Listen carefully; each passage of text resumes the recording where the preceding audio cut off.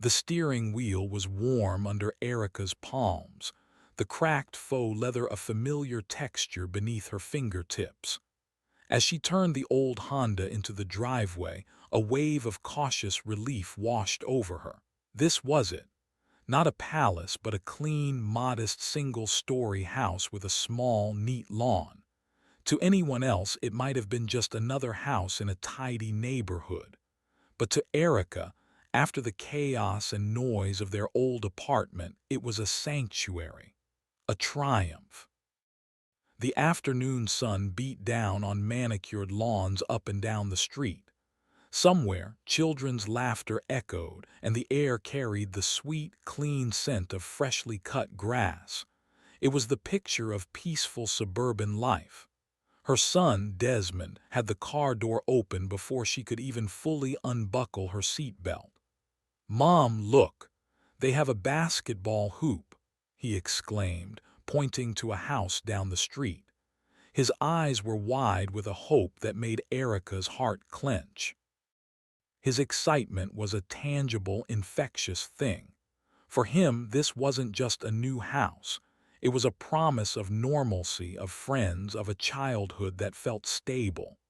"I see it, Des," she said, allowing herself a real, unfiltered smile as she stepped out. She ruffled his dark hair.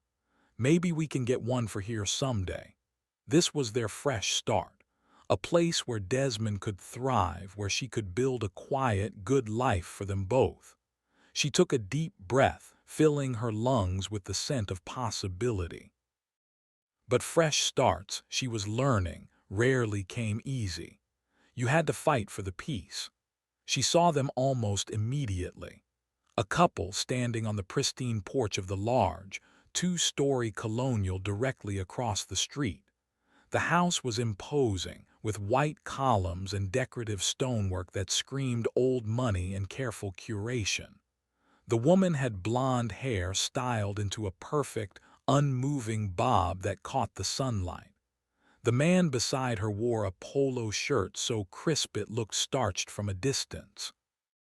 They weren't pretending to water plants or check the mail. They were just watching. Their gazes were heavy, appraising, and utterly devoid of welcome. As Erica turned to open the Honda's trunk, she saw the woman, Brenda, she would soon learn, lean over and whisper something to her husband, Tom. His eyes flicked to Erica's car, the 10-year-old Honda with its fading paint and minor dent in the rear bumper. A look, faint but unmistakable, passed between them. It wasn't curiosity. It was assessment, and the verdict seemed to be a dismissive one. A familiar heat crept up Erica's neck, the heat of being judged, of being found wanting before you've even unpacked a single box. She had felt it before in other ways in other places, but she refused to let it spoil this moment. She squared her shoulders, busied herself with heaving a cardboard box from the trunk, and focused on the weight of it in her arms. "This is ours," she repeated in her mind like a mantra. "This is ours." "Come on, buddy, let's get the light stuff first," she called to Desmond, her voice deliberately bright. Inside, the house was warm, empty, and full of potential. Sunlight streamed through the blinds, painting stripes on the bare wooden floors.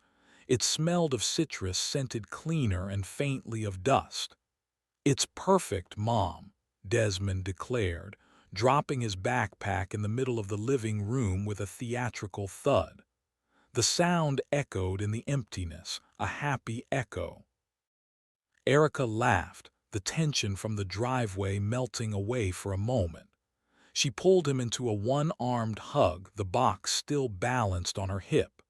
"It's ours," she corrected gently, pressing a kiss to the top of his head. "That's what makes it perfect." They spent the next few hours in a bubble of their own making, unpacking kitchenware, arguing good-naturedly over which room should be whose, and hanging Desmond's favorite poster. The outside world, the watching neighbors, faded into a distant concern. That is, until the doorbell rang. The sound was so formal, so abrupt in their half-unpacked haven. Erica wiped her hands on her jeans, leaving a faint streak of dust, and went to the door. Standing on her welcome mat, which still said welcome in cheerful generic letters, was the blonde woman from across the street. Up close, she was even more polished. Her makeup was flawless, her manicure a soft, pearlescent pink. She wore a linen shift dress that looked expensive and effortlessly unwrinkled. Her smile was in place, but it didn't reach her eyes, which were doing a rapid, thorough scan of Erica, from her simple ponytail to her old T-shirt and the dust on her jeans. "Hi," the woman said, her voice sweet as sugar substitute. "I'm Brenda Henderson. We live right over there." She gestured with a graceful hand toward the columned house, as if Erica might have missed it. "You must be the new neighbor." "Erica," she replied, shaking the offered hand. Brenda's grip was firm, dry, and quick. "It's to meet you. Welcome to the neighborhood," Brenda continued, her eyes now doing a discreet but obvious sweep over the visible slice of Erica's living room, still littered with boxes and Desmond's backpack. "We like to keep things cohesive here, very community-minded." She paused, letting the word cohesive hang in the air like a subtle threat.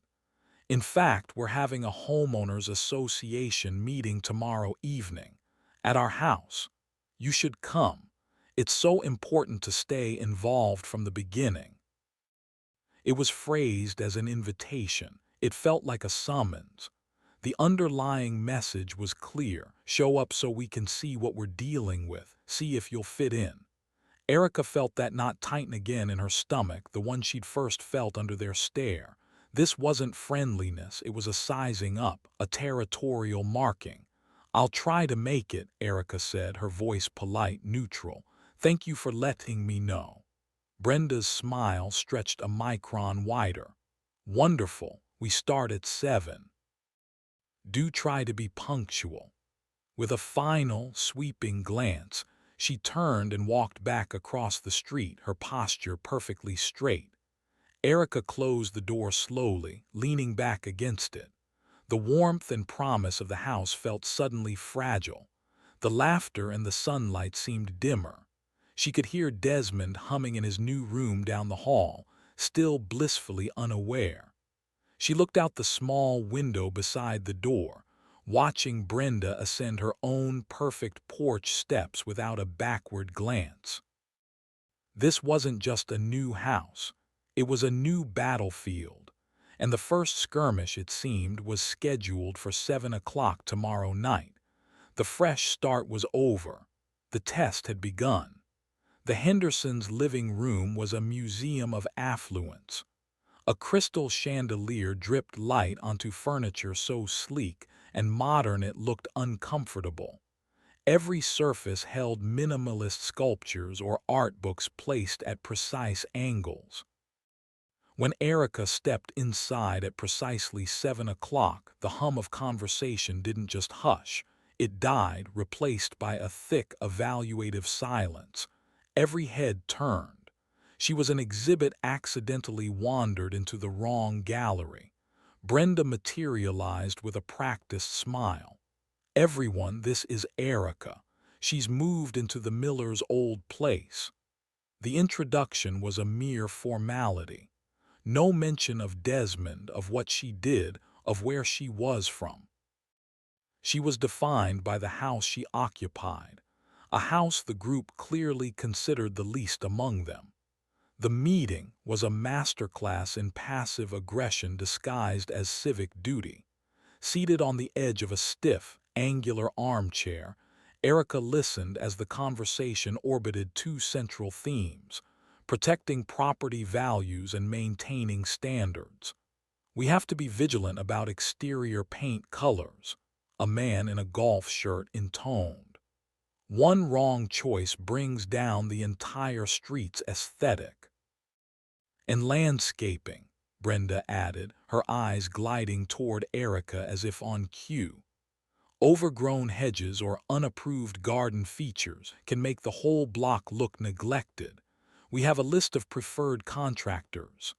She said it helpfully, but the subtext was a billboard. "You can't afford our contractors." Erica nodded, her face a mask of polite attentiveness, but the words were tiny barbs. Her modest home, her proud achievement, was being framed as a potential liability to their investments. She wasn't a new neighbor, she was a risk to be managed. The freeze-out didn't stay confined to the HOA. It seeped into the fabric of their daily lives. At school drop-off, a ritual Erica hoped would lead to friendly nods. Other parents seemed to look through her. Conversations would pause as she approached Desmond's classroom, then resume in lower tones after she passed. One Tuesday evening, Desmond came in from playing outside quieter than usual. His shoulders were slumped. "Everything okay, champ?" Erica asked, stirring a pot of pasta. "Yeah," he mumbled, not meeting her eyes. Later, as she tucked him in, the truth spilled out in a hesitant whisper. "Michael Henderson said my shoes are knock-offs and that only poor kids wear them." He pulled the comforter up to his chin, a small gesture of retreat. "They're just my gym shoes, Mom." Erica's heart fractured. She saw it then, the strategy. The adults' disdain, weaponized through their children. The insult wasn't just about shoes.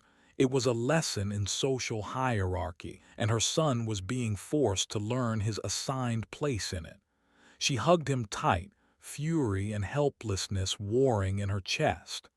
"Your shoes are perfect for running and playing," she said, her voice steady despite the storm inside. "And that's all that matters." She redoubled her efforts, a stubborn defiance taking root. She joined the PTA, volunteered at the school book fair, and greeted every chilly stare with a genuine, unwavering good morning. Her resilience, however, seemed to irritate Brenda like a persistent splinter. The neighborhood block party was the culmination of the silent war. Determined to contribute, Erica spent an evening making her late mother's famous cornbread, the recipe written in a looping script on a stained index card. It was a piece of her history, her love, offered up on a simple ceramic plate. The party was a spectacle of curated abundance. Long tables groaned under silver platters of catered canapés, artisan cheeses with perfect symmetry, and a dessert table that looked like a patisserie window. Erica placed her humble cornbread at the end, a square of golden brown sincerity amidst the sophistication. She watched. For an hour, people served themselves, weaving around the spread. The gourmet dishes diminished. Her cornbread sat untouched, a glaring island of otherness. Then she heard it, a tinkling laugh from near the lemonade pitcher. Brenda's friend, a woman with a severe bob, was glancing her way. "I mean, who even eats that?" she murmured, not quietly enough. "It looks so dense." Brenda, standing nearby, caught Erica's eye. She offered a small, apologetic shrug, a gesture that said, "What can you do?" But she said nothing. She didn't defend the gesture, didn't take a piece to be polite. Her silence was a louder condemnation than her friend's whisper. Desmond, holding a paper plate with a single cupcake, had heard it too. His face fell, the excitement of the party draining from his eyes. He looked from the untouched cornbread to his mother's carefully composed face. "It's okay, Mom," he said softly, tugging her sleeve. His voice was older than his years, heavy with an understanding no child should possess. "Let's just go." That was the deepest cut. Not the snub itself, but watching her son absorb the lesson that their offering, their piece of themselves, was unwelcome. She packed up the full plate, the cornbread now cold and heavy. The laughter and music of the party felt like a mockery as they walked the short, silent walk back home. That night, after Desmond was asleep, Erica sat at her kitchen table, the untouched cornbread before her. The hurt wasn't for herself anymore. It was a furnace, hot and focused, fueled by the sight of her son's quiet retreat. They could try to freeze her out, marginalize her, ignore her. But targeting her son's spirit, that was a line crossed.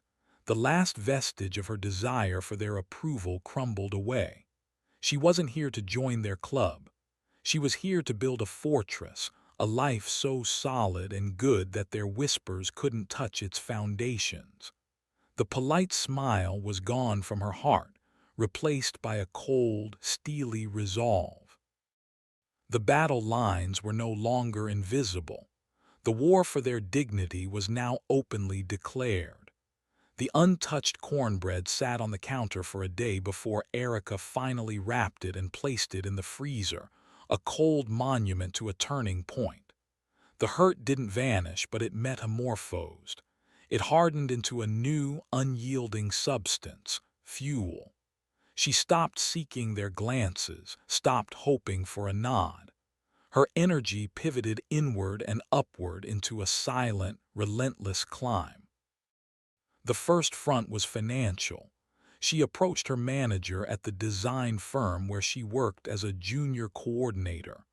"I want more responsibility," she said, her voice steadier than she felt. "Any project, any extra work, I can handle it."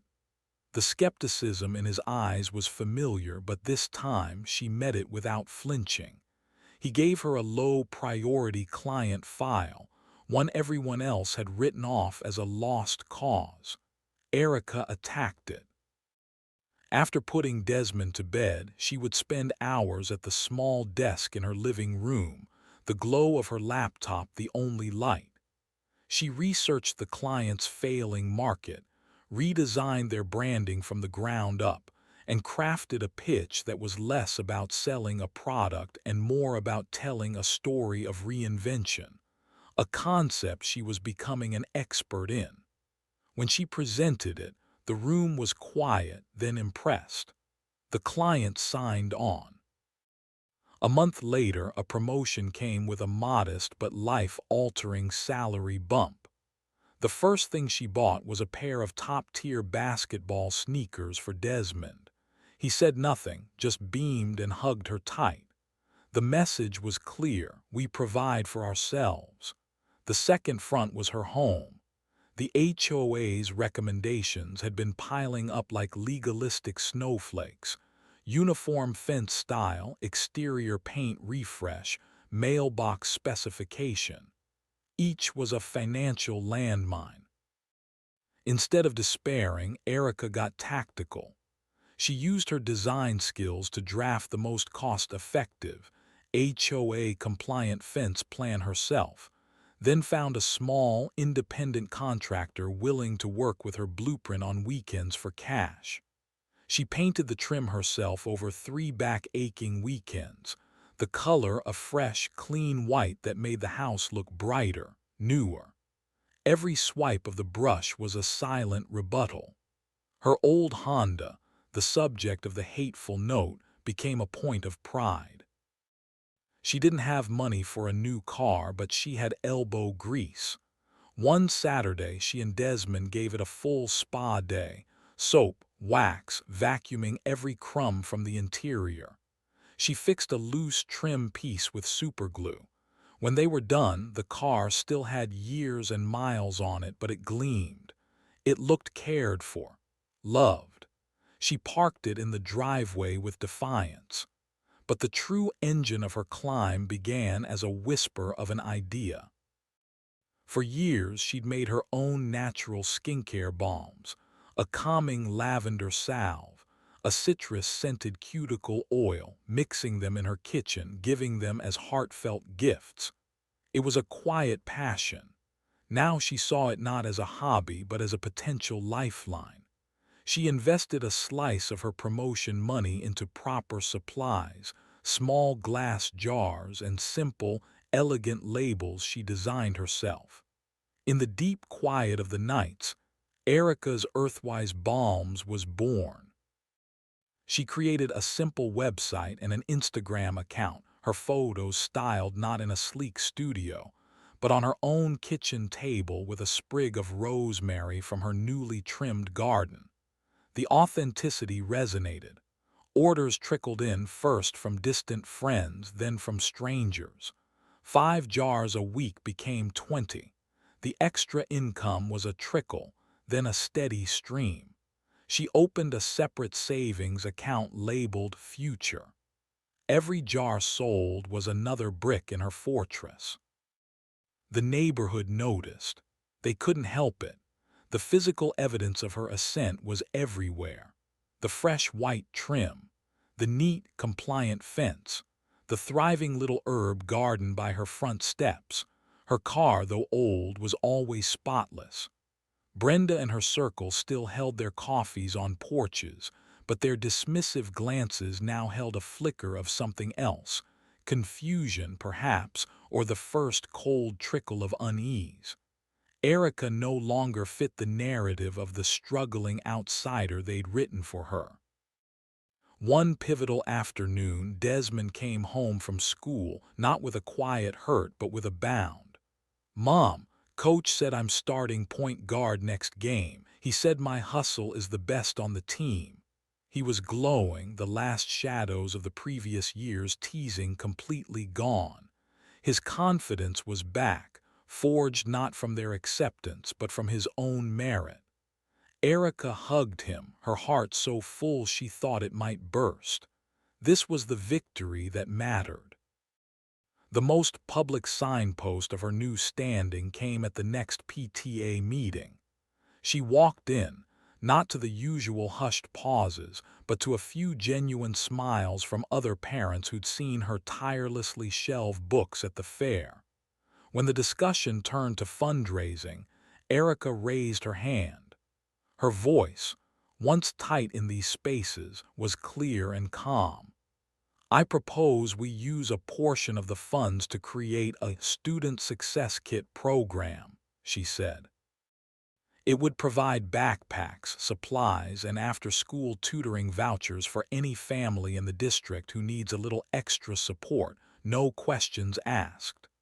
She'd written a brief, bulleted proposal. It was practical, compassionate, and leveraged the community's wealth for genuine good. The room, filled with many of the same faces that had once looked through her, was silent for a beat. Then a ripple of agreement started, growing into full, approving applause. Brenda, seated at the head of the table with the PTA president's binder, clapped too, her smile a thin, strained line. The applause wasn't for Brenda's agenda, it was for Erica's idea. The power in the room had subtly, irrevocably shifted. Erica had carved out her place, not by begging for a seat at their table, but by building her own. She felt a hard-won security settling in her bones. The climb had been steep and silent, but the view from here was solid. She had no way of knowing that while she was building her future, the foundations of the Hendersons' perfect world were beginning to crack under their own feet. The ground was about to shift in a seismic way, and the woman they'd tried to hold down would be standing on the only solid ground left. The change on the street was imperceptible at first, a slight shift in the atmosphere like the drop in pressure before a storm. Erica noticed it in the silences. The Hendersons' house, once a hub for evening cocktail parties with luxury cars lining the curb, grew still. The manicured lawn, usually mowed with military precision, showed a single defiant dandelion cluster. The most telling sign was Brenda's Instagram. Its daily cascade of lavish vacations, designer purchases, and artfully plated meals simply stopped. The last post was a vaguely worded quote about strength in adversity, followed by a digital void. The neighborhood gossip network, which had once whispered about Erica, now buzzed with a new, electrifying current. The whispers found their way to Erica in line at the grocery store, snippets of conversation from two women in the organic aisle. Heard the SEC is involved, total house of cards. I always thought the vacations were a bit too much, didn't you? Flaunting it. The word fraud was uttered in a hushed, thrilled tone. Tom Henderson's investment firm, the unspoken bedrock of their empire, was under federal investigation. Erica didn't linger to hear more. A cold, complicated feeling settled in her stomach. It wasn't joy. It was a profound sense of the universe's grim irony. The very thing they had wielded against her, their financial superiority, their curated stability, was now publicly imploding. The facade crumbled with shocking speed. The landscapers stopped coming altogether. The sleek, silent luxury cars disappeared from the Hendersons' driveway overnight, replaced a day later by a single, nondescript sedan several years old. The final, undeniable proof was the small, discreet sign that appeared one morning, planted at the edge of their impeccable lawn. For sale. It wasn't one of the glossy, celebratory signs used for the neighborhood's usual high-end turnover. It was a plain, stark marker from a discount brokerage. Brenda became a ghost of her former self. Erica would see her occasionally, hurrying to the old sedan, shoulders hunched, face obscured by large sunglasses even on cloudy days. The power walks with her friends ceased. The queen bee of the block was now its most skittish resident, avoiding eye contact, her once impeccable posture folded in on itself. The armor of wealth and confidence had been stripped away, revealing someone hollowed out by fear and shame. Erica watched it all from a distance, tending her thriving herb garden or unloading boxes of her balm supplies. She felt no urge to gloat, to stroll over and offer a biting "I told you so." The spectacle of their downfall was too complete, too humiliating. Her victory was in her own peaceful driveway, her son's laughter from inside the house, the satisfying cha-ching of a new online order. She had moved beyond them. That's why the sight of Brenda hesitantly approaching her fence one evening felt so surreal. The golden hour light was kind, but it couldn't hide the exhaustion etched on Brenda's face. The dark circles under her eyes were not the product of designer concealer, but of sleepless nights. She wore simple jeans and a plain blouse, clothes that looked borrowed from a different person. Erica turned off the hose, the gurgle of water dying away into an awkward silence. She waited. "Erica," Brenda began, her voice a fragile thing, stripped of its former syrup and steel. She wrung her hands, a nervous, unpolished gesture. I was wondering if we could talk." "What's on your mind, Brenda?" Erica's tone was neutral, careful. She folded her arms not as a barrier but as an anchor. The words tumbled out in a rushed, desperate jumble, as if Brenda had rehearsed them 100 times in her head and was now afraid she'd forget the script. "I know we haven't always seen eye to eye." God, that's an understatement. She attempted a weak, self-deprecating smile that instantly faltered. "Tom's firm, there have been complications, severe ones, everything is frozen. We're losing the house, we're trying to start over." Erica nodded slowly, giving no reaction, offering no lifeline. She let the silence stretch, forcing Brenda to fill it. Brenda took a shaky breath, her eyes darting to Erica's home, to the new fence, the fresh paint, the small business shipping box on the porch. I heard about your business. What you've built, it's amazing, really. The website, the growth," she was fumbling, trying to lace her desperation with flattery. "I have contacts. Well, I had contacts in retail, in marketing. I was wondering if you'd consider partnering with us, with me. We could help you expand, scale up. I could be an asset." The audacity of it was breathtaking. Not the request for help. Erica had expected some form of that, but the presumption of a partnership. The idea that Brenda, even now, believed her old connections and faded social capital were something Erica needed to buy. That she could skip the line, bypass the years of grit and silent toil, and buy her way back to relevance with an offer of help. Erica felt the memories surge. The cold stares from the pristine porch, the sneer at her cornbread, the note on her windshield, the tears in her son's eyes over his shoes. A hot wave of old anger rose, but she kept it locked behind her calm expression. "Partner with you," Erica repeated, her voice as steady as stone. "After everything." Brenda's face flushed a deep, mortified red. She looked at the ground, at her own worn sneakers, a sight that would have been unthinkable a year ago. "I know," she whispered, the words thick with genuine shame. "I know we weren't kind to you. I regret that, I do. I just were trying to make things right, please." For a long moment, Erica said nothing. The only sound was a distant lawnmower. She saw not just the woman who had made her life hell, but a human being lying in the rubble of her own creation, humbled by a catastrophe of her own making. The power dynamic had not just shifted, it had inverted completely.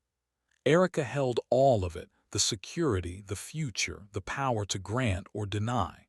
She looked at Brenda, broken and pleading on the other side of the fence Erica had been forced to build. "I need time to think," Erica said finally, her voice leaving no room for argument. She didn't need time to decide about a business partnership.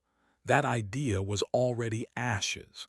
She needed time to decide what she, Erica, was made of in this moment. Would she be the person they'd tried to make her feel like, small and vengeful? Or would she be the person she had fought so hard to become? The tables had not just turned. They had been flipped over, and Brenda was waiting for the verdict from the one person she'd never thought she'd need. The next move was no longer about survival or success. It was about character. The night was long and quiet, a stark contrast to the storm in Erica's mind. She replayed Brenda's pleading words on a loop, but they were now just the soundtrack to a deeper, more personal film reel. She saw Desmond trying to scrub his shoes clean. She felt the weight of the untouched cornbread plate. She heard the metallic thump of the HOA rulebook landing on her doorstep. But other images surfaced, too. The quiet satisfaction of her first business deposit. The proud set of Desmond's shoulders as he left for his first game as starting point guard. The feeling of her own keys in her hand, in a home she had fought for and fortified herself. Her anger was real, a hot coal in her chest. But she had built a life where that coal no longer provided the only heat. She had warmth now, too, a warmth generated by her own effort and love. The question wasn't could she forgive Brenda. That was too simple, and it put Brenda at the center of the decision. The real question was, who did Erica want to be in this new chapter of her own story? Holding onto the bitterness would be like drinking poison and waiting for Brenda to get sick. It would make her own hard one-piece contingent on someone else's past behavior. She hadn't climbed this far to let Brenda's ghost dictate her altitude. The next morning, she texted Brenda a simple invitation. "Come over for coffee at 10. Brenda arrived precisely on time, dressed with a strained attempt at neatness that only highlighted her fallen state. She sat at Erica's kitchen table, the same table where the balm business had been born, her posture rigid with anxiety. Erica placed two steaming mugs between them. The normalcy of the act felt profound. Before we talk business, Erica began, her voice calm but leaving no room for interruption, I need to know something. Why now? And why come to me?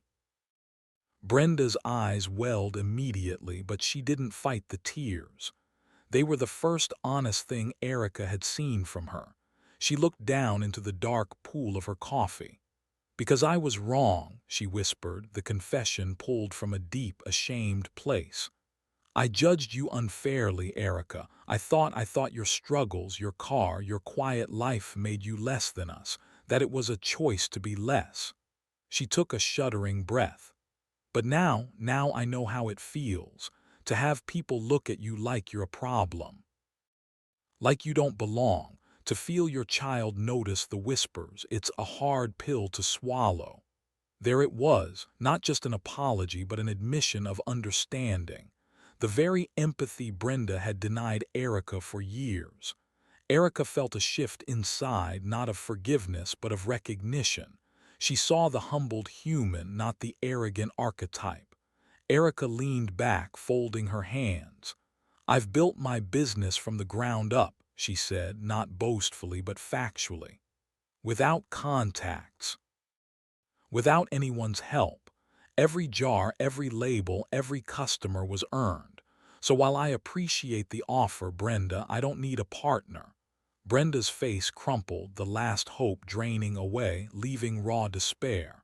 But Erica continued, the word hanging in the sunlit kitchen. What I do need is honesty. If you're serious about making things right, it doesn't start with a business proposition. It starts here. She tapped the table between them. It starts with being genuine. With yourself, with your family, with this community you tried so hard to police. Brenda looked up, confused, a flicker of hope returning. I don't understand. I'm not giving you a job, Brenda. I'm not giving you a handout, Erica said, her gaze steady. But if you want to work, if you want to rebuild something real, start small. The community center needs volunteers for their Saturday youth program. The school garden I proposed needs a committee head. Be useful, not important. Earn respect, don't demand it. That's how you start over. That's how you make things right. The proposal was a mirror. It reflected back at Brenda the very journey Erica had been forced to take. Start at the bottom, contribute quietly, rebuild piece by authentic piece. It was mercy, but it was tough mercy. It offered a path, but no shortcuts. Brenda stared at her, the tears spilling over.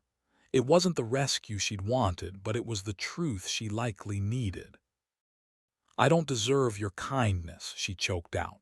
Maybe not, Erica said softly. But this isn't really about what you deserve. It's about what I choose to give. And I choose not to let what you did to me turn me into someone I don't want to be. The conversation ended without grand promises, but a bridge, fragile and narrow, had been built over the chasm between them. Change, as Erica knew, was a slow-growing plant. Months later, the proof of it came not from Brenda directly, but through Desmond. He burst through the front door after school, basketball under his arm, face alight. Mom, guess what? They're finally building that new court at the rec center. The funding got approved. That's wonderful, honey, Erica said, genuinely thrilled for him. Yeah, and guess who's on the fundraising committee? Mrs. Henderson. Coach said she was calling all these old business contacts, not for herself, but to get donations for the kids. Weird, huh? Erica just smiled, looking out the window at the Henderson house, its for sale sign now gone. They had downsized, moved to a smaller place a few streets over. Brenda wasn't hosting galas, she was organizing bake sales. She wasn't issuing decrees, she was taking minutes at community meetings. The victory wasn't in Brenda's transformation, it was in Erica's own sovereignty. She had looked her old tormentor in the eye, with absolute power to crush or save her, and had chosen a third path. to offer a roadmap to dignity while fully protecting her own. Her strength wasn't in enduring their bullying, but in refusing to let it corrupt her soul. She had risen above, not just in status, but in character. Sometimes the greatest triumph isn't in taking revenge when you have the chance. It's in proving that the pain they inflicted never had the power to break you, only to show you and everyone else how unbreakable you truly are. It's in thriving with a grace so profound it leaves the past with no shadow to cast.